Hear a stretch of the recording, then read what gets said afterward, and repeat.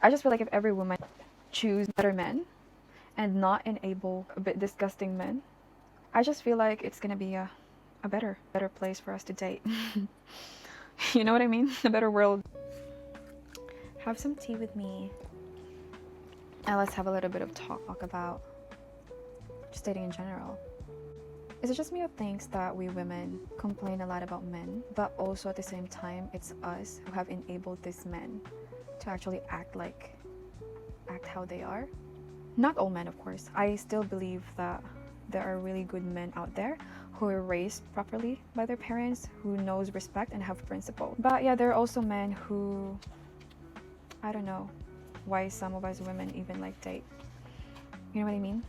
I sometimes feel like we forget as women that we actually get to choose and we actually get to decide if we date these men.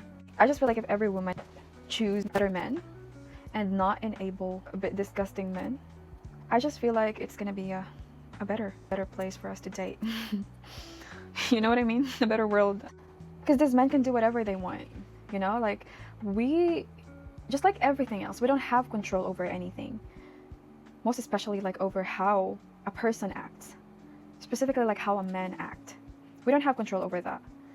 And the only way for them to change not good behavior is if they decide to grow up.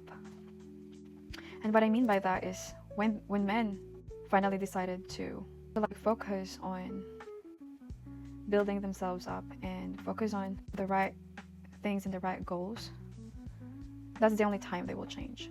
Yeah, and we shouldn't be choosing these kind of men who are still like want to have fun, right? I mean, you can, but not complain about it after. You know what I mean? Yeah, we get to make the decision whether we want to date men like these. Because obviously not all men are the same, right? There are men who are like really nice men. I met some of them. And also it's sometimes because of the standard that we set for ourselves. So if we let men treat us the way they want to treat us, they will treat us the way they want to treat us. Don't let these men treat you like that. And then later on complain about it. But if you want to like have guys who would like want to be with you, I think you also have to build yourself and be worthy of that. What I'm saying is we cannot ask for something we are not. We cannot ask respect from someone if we don't respect them as well, right?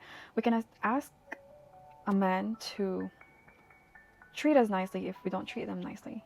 We can't ask a man to provide to us if we also don't make ourselves available to their needs.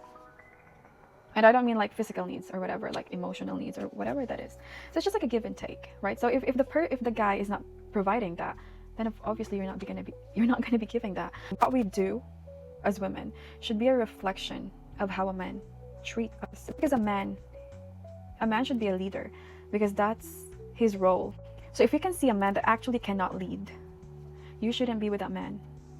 You shouldn't be in a relationship where you're the one leading, because that's a tiresome kind of relationship, I would say, and there's going to be an imbalance to that.